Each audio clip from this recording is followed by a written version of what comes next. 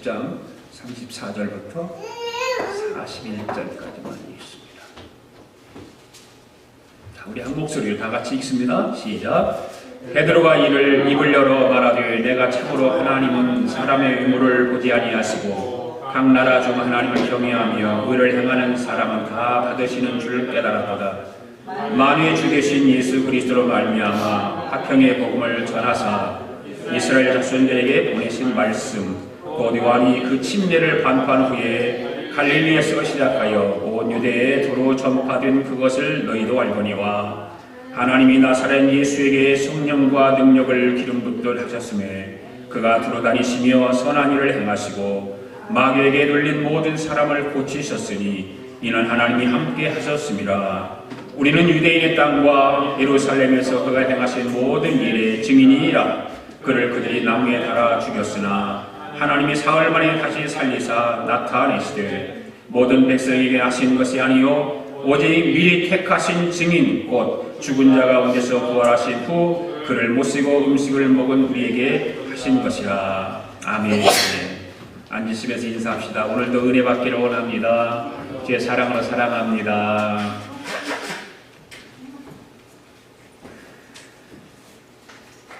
여러분, 고넬료가 어떻게 이방인으로서 그리스도인이 되는 복된 위치에 설 수 있었을까요?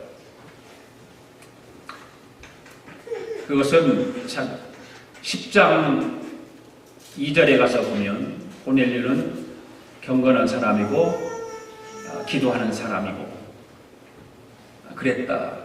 이런 말씀을 보면 고넬료는 경건한 사람이고 하나님을 갈망했던 사람이다. 그래서 이 고넬료는 이방인이지만 그리스도인이 되는 복된 위치에 설 수 있었다라고 생각을 합니다. 고넬료는 이방인 군인이었지만 하나님에 대한 그 경외함과 그 갈망이 있어서 날마다 시간을 정해놓고 기도했습니다. 그리고 하나님 뜻을 생각하며 열심히 구제했습니다. 그래서 하나님께서 그 마음에 있는 그 생각을 보시고 하나님을 경외하고 갈망하는 그 모습을 보시고 천사를 보내시고 베드로를 보내게 된 것입니다. 또한 하나님의 인도로 베드로가 왔을 때 고넬료가 얼마나 환영합니까? 지난주에 보았던 33절 마지막에 보면 베드로 사도님 그래서 정성스럽게 베드로 사도를 맞이합니다. 그러면서 하는 말이 우리가 지금 하나님의 말씀을 듣고자 이렇게 모든 사람이 우리 식구들과 친지들과 친구들을 모아놓고 기다리고 있었습니다. 이런 이야기를 합니다. 그가 베드로를 대하고 베드로에게 말하는 모습을 보면 하나님을 경외했던 사람이라고 하는 것을 분명히 우리는 알 수 있습니다.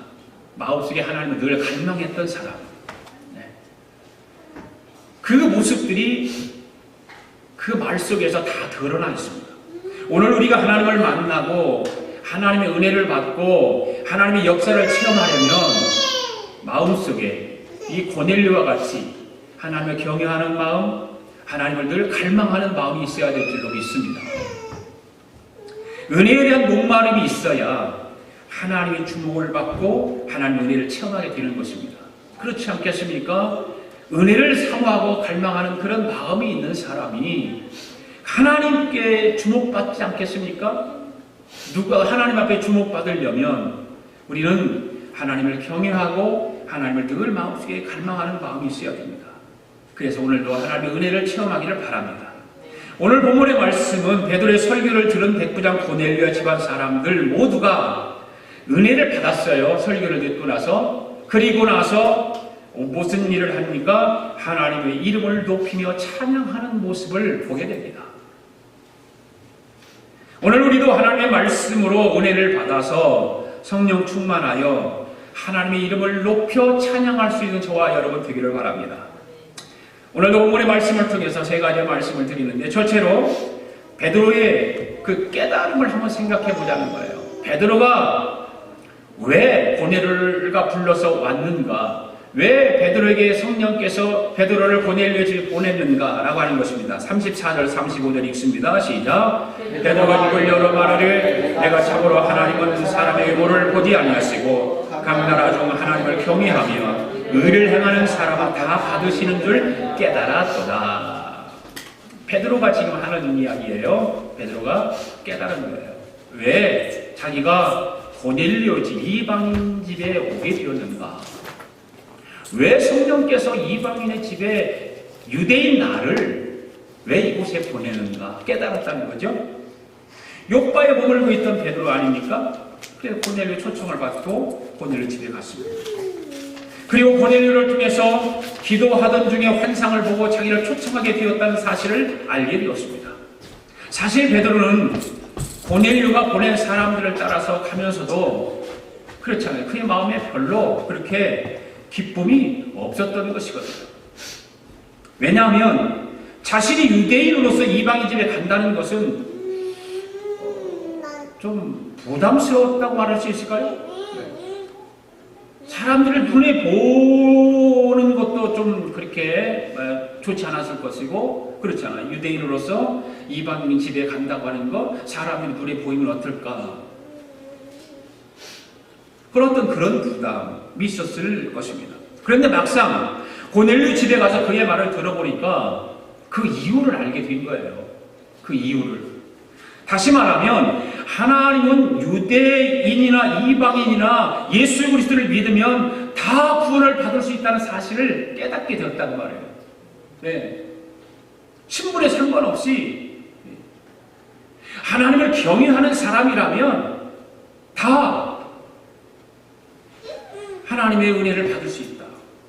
구원을 받을 수 있다. 과거의 베드로는 유대인 중에서 한 사람으로서 어떤 생각을 가지고 있었습니까? 이방인은 구원을 받을 수 없다라고 생각했었거든요. 과거에는. 아마 베드로는 예수님을 따라다니면서도 그런 생각을 가지고 있었을 거예요. 오순절날 성령 받은 후에도 그렇게 생각했을 거예요. 그런데 환상을 보고 고넬료 집에 갔을 때 비로소 베드로 안에 있던 그 편견이죠. 편견. 네. 그거를 깨트려버린 거예요. 그것이 깨져버린 거예요. 예수님을 대신해서 복음을 전해야 할 베드로가 아직도 그러한 잘못된 편견에 사로잡혀 있는 그 모습이 하나님이 보실 때 얼마나 안타까워 하셨겠느냐 그 말입니다. 참으로 하나님께서 안타까워 하셨을 것입니다. 그래서 그가 기도하는 중에 환상을 보여주시고 직접 이방인 백부장 고넬료와의 만남을 주선해 주신 거예요.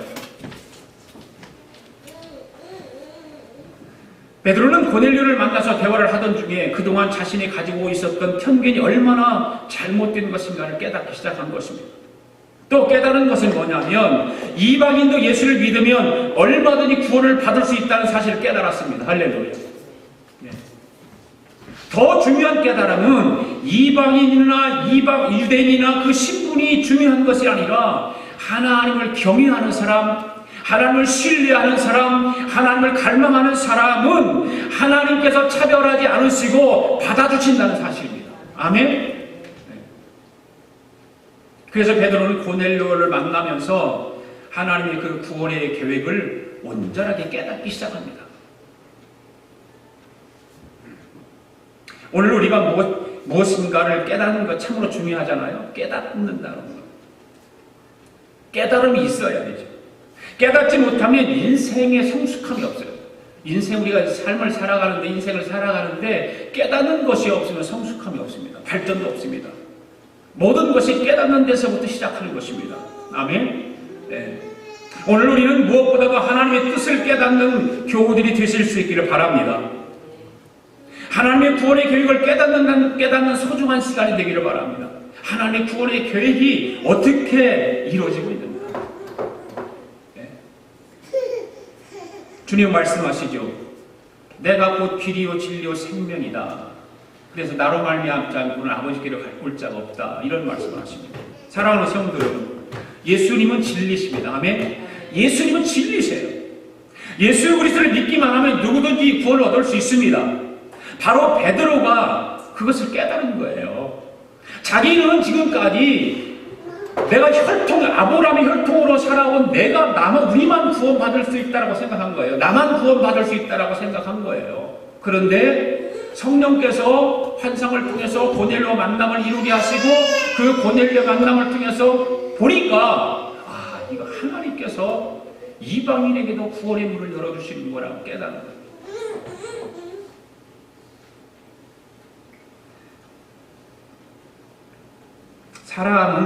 사람을 볼 때 외모를 보고 사람을 판단하고 겉으로 드러나는 것을 보면서 사람을 평가하지 않습니까? 대부분이? 네. 대부분은 그렇게 평가를 해요. 그래서 자기 마음에 드는 사람을 가까이 하고 그렇지 않은 사람은 멀리합니다. 자기 평가 기준이 있어요. 그래서 자기 평가 기준에 맞으면 가까이 합니다.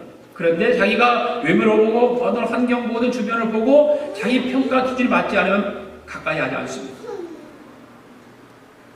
그런데 우리 하나님은 외모를 보고 귀하다고 천하다고 판단하지 않으신다고 말해요. 겉모양만 보고 그 사람을 평가하지 않으십니다. 예수님은 예수님을 영접한 사람은 누구나 귀하게 여기시고 받아주시는 것입니다. 아멘. 겉모양만 보고 판단하는 것이 아니에요. 겉모양 보고 받아주고 배척하고 그러는 것이 아니에요. 외모가 우리를 볼 때, 외모가 우리가 볼 때 좀 이상하고 일그러졌다 할지라도 그렇잖아요. 그 사람 마음속에 예수님이 계시면 다 귀하게 보시고 받아주십니다. 우리 주님의 마음이에요, 그것이. 그렇지만 아무리 겉면이 화려하고 부자라고 해도 그 마음속에 예수 그리스도가 계시지 않으면 우리 주님은 천하게 보신다는 말이에요. 네.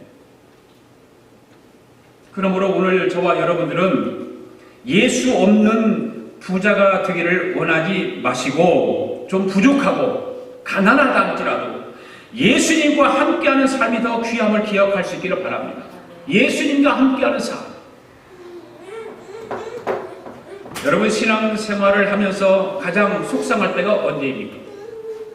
여러분 신앙생활을 하면서 속상해본 적 있습니까? 내 신앙에 대해서, 내 지금 믿음에 대해서, 내가 지금 교회 다니는 것에 대해서 속상해 본 적 있습니까? 있었다면 언제입니까? 저는 하나님 뜻대로 온전하게 살지 못할 때가 가장 속상합니다. 하나님 뜻대로 살고 싶고 살아야 되는데 그러지 못하니까 속이 상해요. 아마 여러분들도 동일한 생각을 가지고 있을 것이라고 생각을 해요. 하나님 뜻대로 살고 싶은데 나는 하나님을 신뢰하고 하나님을 경외하면서 늘 마음속에 하나님을 갈망하는 마음을 가지고 살고 싶은데 그러지 못하니까 속상할 거라고 말해요. 그런데 여러분은 속상하지 마십시오. 속상해하지 마십시오. 저와 여러분은 하나님 안에서 언제든지 복된 존재가 될 수 있기 때문입니다. 아멘. 하나님 안에서 나는 언제든지 하나님 안에서 복된 존재가 될 수 있다. 시작. 하나님 안에서 언제든지 복된 존재가 될 수 있다. 네, 나는 언제나 하나님 안에서 복된 존재가 될 수 있어요. 그래서 실망할 필요 없어요. 이런 거룩한 비전을 가지고 우리는 살아야 됩니다. 이런 꿈을 가지고 살아야 됩니다. 그래야 하나님이 받아주시고 의롭다라고 여겨주시고 더 복을 주시는 줄로 믿습니다. 바로 베드로가 고넬료 집에 가서 깨달았던 그 깨달음이 오늘 저와 여러분들에게도 있게 되기를 바랍니다. 그 다음에 두 번째로 베드로의 설교를 한번 우리가 보겠습니다. 설교 내용을 한번 볼까요? 36절에서 38절 말씀 읽습니다. 시작. 만유의 주 되신 예수 그리스도로 말미암아 화평의 복음을 전하사 이스라엘 자손들에게 보내신 말씀 곧 요한이 그 침례를 받고한 후에 갈릴리에서 시작하여 온 유대에 두루 전파된 그것을 너희도 알거니와 하나님이 나사렛 예수에게 성령과 능력을 기름 붓듯 하셨으며 그가 두루 다니면서 선한 일을 행하시고 마귀에게 눌린 모든 사람을 고치셨으니 이는 하나님이 함께 하셨습니다. 아멘. 사랑하는 성도 여러분, 예수 그리스도께서는 화목제물이 되어 주셨기 때문에 죄로 말미암아 하나님과 인간 사이에 막힌 담을 헐으시고 화평을 이루셨습니다. 아멘. 네. 염소야 송아지를 잡아서 피로 하지 않고 오직 자기 피로, 당신의 피로 영원한 속죄를 이루신 거예요. 예수님이. 그래서 예수님 말씀하시잖아요. 내 것은 다 아버지의 것이요 아버지의 것은 다 내 것이다. 이렇게 말씀하셔요. 그러면서 하나님과 일치됨을 말씀하고 있는 말씀인 것입니다. 그리고 하나님의 뜻이 예수를 믿는 자마다 영생을 얻게 하시는 것입니다. 아멘. 하나님의 일이 바로 예수를 믿게 하는 것입니다. 예수님은 분명히 만유의 주가 되신다고 말씀하고 있지 않습니까? 그 만유의 주 되시는 예수님으로 말미암아 화평을 우리에게 이루시기 위해서 그 복음이 바로 화평의 복음이라는 거예요. 화평의 복음. 그래서 예수 그리스도를 말미암아 전파된 복음을 가리켜서 화평의 복음이다라고 합니다. 화평의 복음. 왜 화평의 복음이라고 그럴까? 그냥 복음이라고 하면 되지. 왜 거기다가 화평의 복음이라고 했을까? 그것은 바로 복음이 전해지는 곳마다 화해의 역사가 이루어지고 화평의 역사가 이루어지기 때문에 화평의 복음이다라고 말하는 것입니다. 믿습니까? 예. 예수 그리스도의 복음이 전해지는 곳에는 언제나 하나님과의 화해가 이루어졌어요. 우리가 다 아는 바와 같이 아담의 후손으로 태어난 모든 사람은 죄인이잖아요. 모든 사람이 죄인이에요. 그 일 때문에 하나님과 원수 관계가 되었습니다. 그런데 예수님으로 말미암아 전파된 그 복음을 받아들이기만 하면 모든 사람이 죄 문제가 해결되고 하나님과 화평을 이룬다는 그 말. 원수의 관계가 화해가 되어서 화평의 관계가 된다 그 말입니다. 유대인과 이방인들이 서로 상종하지 않는 사이지만 복음을 받아들이기만 하면 서로 간에 화해가 이루어지는 거예요. 할렐루야. 예, 화평하게 되는 놀라운 역사가 일어나는 것입니다. 바로 예수 그리스도의 복음을 통해서 유대인과 이방인들이 서로 상종하지 않지만 그 복음을 받아들이기만 하면 하나가 되는 거예요. 그래서 베드로는 화평의 복음을 전하였다라고 설교하고 있는 거예요. 베드로의 설교 내용이 그거예요. 그리고 베드로는 예수 그리스도의 삶에 대해서 설교를 하고 있습니다. 예수님을 두루 다니시면서 착한 일을 행하시고 마귀와 눌린 자들을 다 물리쳐 주시고 치료해 주시고, 예수님은 여러 지역을 두루 다니면서 많은 활동을 하셨지만 사람들에게 손가락질 당하거나 욕을 먹거나 지탄받으실 만한 일 한 적이 없습니다. 오직 선한 일만, 착한 일만 하셨습니다. 그래서 예수 그리스도를 구주로 믿는 저와 여러분들도 착한 일을 행하는 사람들이 되어야 될 줄로 믿습니다. 우리도 예수님을 본받아 선한 일을 감당하는 사람들이 되어야 되는 것입니다. 그리고 마귀에게 눌린 모든 사람들에게 예수 그리스도의 복음을 전해야 될 줄로 믿습니다. 39절에서 43절까지 한번 또 읽습니다. 시작. 우리는 유대인의 땅과 예루살렘에서 그가 행하신 모든 일의 증인이라. 그를 그들이 나무에 달아 죽였으나 하나님이 사흘 만에 다시 살리사 나타내시되 모든 백성에게 하신 것이 아니요 오직 미리 택하신 증인 곧 죽은 자 가운데서 부활하신 후 그를 모시고 음식을 먹은 우리에게 하신 것이라. 우리에게 명하사 백성에게 전도하되 하나님이 살아있는 자와 죽은 자와 재판장으로 정하신 자가 곧 그 사람인 것을 증언하게 하셨고 그에 대하여 모든 선지자도 증언하되 그를 믿는 사람이 다 그의 이름을 힘입어 죄사함을 받는다 하였느니라. 아멘. 여러분, 지금 베드로가 고넬료의 식구들에게 설교 내용이 뭡니까? 설교 내용이 뭐지요? 바로 예수님께서 십자가에 못 박혀 죽으신 것과 사흘 만에 부활하셨다는 그 내용이에요. 복음을 증거하고 있는 거죠. 베드로의 설교는 오늘 모든 설교자들의 본이 되는 설교예요. 설교는 연설이 아니잖아요. 설교는 연설이 아니에요. 설교는 강연도 아니에요. 설교는 성경을 해석해서 알아듣기 쉽게 풀어서 하는 것이 설교예요. 설교는 모든 사람들이 잘 알아들을 수 있도록 하는 것이 설교인 것입니다. 그리고 설교는 예수 그리스도에 관한 이야기여야 하는 것입니다. 왜냐하면 성경의 모든 내용은 예수님에 관한 이야기거든요. 아멘? 그래서 구약 성경은 내용이 뭡니까? 오실 예수님에 관한 이야기가 구약 성경이에요. 그리고 신약 성경은 오신 예수님에 대해서 이야기하는 것이 바로 신약 성경이에요. 구약에서 예언했던 모든 말씀이 신약에서 이루어져서 그 오신 예수 그리스도에 대해서 바로 이야기하는 것이 신약입니다. 오늘 베드로의 설교를 보시기 바랍니다. 예수님이 십자가에 달려 죽으셨습니다. 그런데 하나님이 그를 사흘 만에 살리셨습니다라고 이야기하고 있어요. 누구에게? 고넬료의 식구들에게. 여러분, 죄가 없으신 예수님이 왜 죽으셔만 했습니까? 세상 모든 사람들의 죄 때문입니다. 바로 저와 여러분의 죄 때문인 것입니다. 우리 모든 사람들의 죄 문제를 그래서 해결해 주시기 위해서 십자가에 죽으신 것입니다.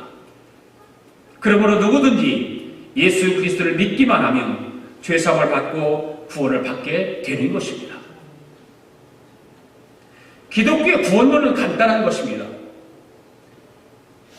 기독교의 구원론은 뭐냐면 공덕을 쌓아야 구원을 받을 수 있다는 불교의 구원론과는 다른 거예요. 기독교의 구원론은요, 내가 공덕을 쌓아야 구원받는 것이 아니라 내가 공덕을 쌓지 않아도 예수 이름만 믿기만 하면 구원받는다 이거예요. 못나도 괜찮아요. 가진 거 없어도 괜찮아요. 배우지 못했어도 괜찮아요. 이 베드로의 설교가 바로 그거예요. 예수 그리스도에 대해서 설교하고 있습니다. 할렐루야. 자, 그 세 번째로 그러면 그 베드로의 설교를 듣고 난 결과가 어떻게 나타났을까? 44절에서 46절 시작. 베드로가 이 말을 할 때에 성령이 말씀 듣는 모든 사람에게 내려오니 베드로와 함께 온 할례 받은 신자들이 이방인에게도 성령 부어 주심으로 말미암아 놀라리. 이는 방언을 말하며 하나님의 높임을 들음이로라.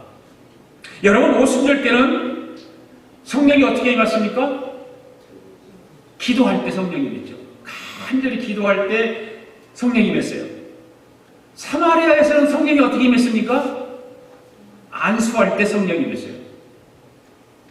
그런데 지금 고넬료가 어디 있습니까? 지금 가이사라에 사는 백부장 고넬료라고 그러잖아요. 그러면 가이사라에서 복음이 들려졌을 때에 뭐가 임했습니까? 성령이 임했어요. 그게 성령 임하는 것은 다양한 거예요. 기도할 때 성령이 임하기도 하고, 안수할 때 성령이 임하기도 하고, 말씀을 들을 때 성령이 임하기도 하는 것입니다. 그래서 고넬료 식구들은 베드로의 설교를 듣다가 성령 충만 받았습니다. 할렐루야. 네. 그리고 성령의 말하게 하심을 따라서 방언이 터졌습니다. 그리고 하나님의 이름을 높여 찬양합니다. 바로 베드로의 설교에 대한 결과가 이렇게 나타난 것입니다. 하나님을 높여 찬양하는 그 모습을 보고 있던 베드로의 일행들이 모두가 놀랐습니다. 과거에 구원받지 못한 자들로 알고 멸시했던 그들이 성령을 받고 방언을 말하고 하나님을 높여 찬양하는 것은 분명히 베드로와 베드로의 일행들이 볼 때는 놀라운 사건이었어요. 그들이 생각할 때는 있을 수 없는 일이 일어난 거예요. 베드로는 그들이 성령 받을 수 있도록 안수 기도를 한 건 아니에요. 그냥 구원의 복음을 듣는 가운데 모두가 성령 받은 것입니다. 바로 예수님이 십자가에 죽으심과 모든 사람이 죄 때문에 죽었다. 그리고 사흘 만에 하나님께서 부활하게 하셨다. 바로 그 예수 그리스도에 대해서 말씀을 전했는데 바로 성령이 임하게 된 것입니다. 성경을 보면 안수기도 받을 때 성령 받을 수도 있어요. 그런데 오늘 말씀에서 같이 하나님 말씀을 듣다가 성령을 받는 경우도 있다고 말해요. 사랑하는 여러분, 오늘 여러분들도 하나님 말씀을 듣다가 성령 충만히 받기를 바랍니다. 말씀을 듣다가 성령의 역사가 일어나는 그런 기적들이 일어나기를 바랍니다. 성령은 지금도 이 자리에 역사하고 있는 거예요. 성령은 지금도 여러분 가운데 역사하십니다. 성령은 지금도 우리 교회 안에 역사하십니다. 성령은 지금도 하나님의 말씀을 듣는 데 역사하시는 것입니다. 어떤 특별한 관계, 특별한 집회 그런 것 가운데서만 성령의 역사가 일어나는 것이 아니라 순수하게 하나님의 말씀을 듣는 가운데 성령의 역사는 일어나는 것입니다. 그래서 여러분들이 말씀을 들으시다가 믿어지고 깨달아지면 여러분 큰 소리로 아멘 하세요.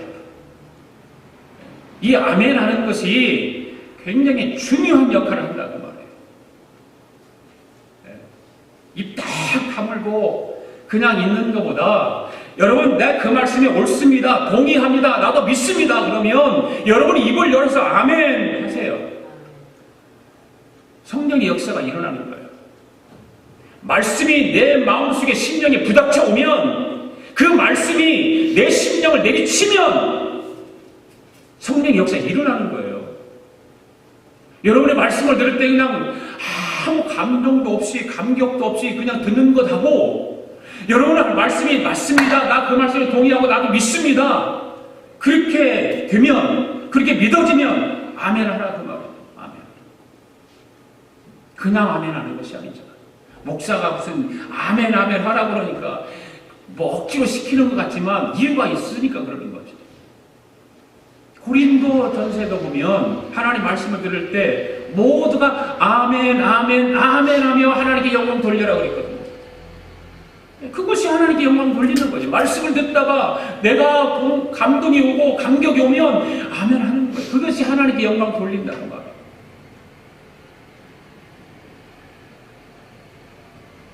아멘 할 때 성령의 역사가 일어나는 줄 믿습니다.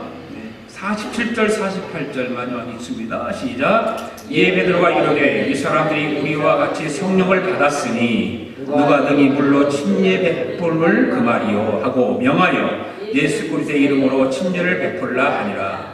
그들이 베드로에게 며칠 더 머물기를 청하니라. 아멘. 여기까지 10장을 끝나는 이제 말씀입니다. 베드로는 성령을 받고 하나님을 높이는 그들에게 침례를 베풀었습니다. 침례를 베풀었어요. 그들의 침례를 받는다고 하는 것은 더 이상 이제는 유대인으로부터 유대인 아니더라도 뭐 그 당시에는 유대인밖에 그들을 멸시하고 천대할 수밖에 없는 그런 환경이었잖아요. 누가 그들을 이방인들을 멸시했습니까? 유대인들 아니고는 멸시하는 사람이 없었습니다. 유대인들만 멸시했습니다. 그런데 침례를 받는다고 하는 것은 이제 다시는 더 이상 멸시 천대받는 이방인들이 아니라 구원받은 그리스도인이 되었음을 공식적으로 선포하는 거예요. 침례받는 것이. 이제 예수 그리스도와 연합 이뤘다는 뜻입니다. 아마도 그들이 침례받는 그 현장은 엄청난 감격이 있었을 것이고 엄청난 감동이 있었을 것입니다. 평생 지금까지 살아오면서 유대인들에게 무시당하고 상종도 안 해주던 그 유대인이었습니다. 이제는 예수 그리스도의 복음을 받아들이고 믿음으로 인해서 침례를 받으면서 이제는 그들과 그런 멸시받고 천대받는 그런 이방인이 아니라 구원받는 그리스도인이 되었으니 얼마나 감격스럽고 감동스러웠겠습니까? 바로 구원의 도를 깨닫고 하나님의 자녀가 되는 순간이야말로 그렇게 감격과 감동이 있는 거예요. 여러분들은 침례를 받을 때 구원의 감격이 있었습니까? 그냥 교회를 얼마 동안 다녔으니까 나는 침례를 받아야 돼 하고 받았습니까? 아니면 목사가 받으라고 하니까 마지못해서 받았습니까? 아무런 감격도 없이, 아무런 감동도 없이, 구원의 감동과 구원의 감격도 없이 그렇게 받지는 않았습니까?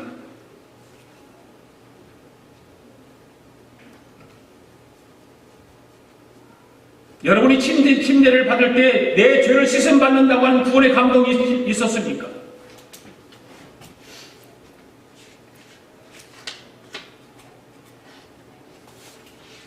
그 구원의 감동을 회복하시기 바랍니다. 그 구원의 감동이 우리의 신앙 가운데 있어야 됩니다. 우리 신앙생활 가운데 있어야 되는 것입니다. 그 구원의 감격, 구원의 감격. 오늘 저와 여러분들이 신앙생활하면서 그때 그 구원의 감격을 가지고 신앙생활을 해야 될 줄로 믿습니다. 그 신앙이야말로 하나님을 높이는 신앙이요, 하나님을 찬양하는 신앙이 되는 줄로 믿습니다. 구원의 감격과 감동의 신앙이 하나님을 자랑하는 것입니다. 이 한 주간도 세상에 나가 살아갈 때 하나님을 높이며 찬양하는 삶을 살기를 원하신다면 반드시 구원의 감격과 감동을 가지고 성령이 위에서부터 내려주시는 그 임재 안에서 우리는 승리해야 되지 않겠습니까?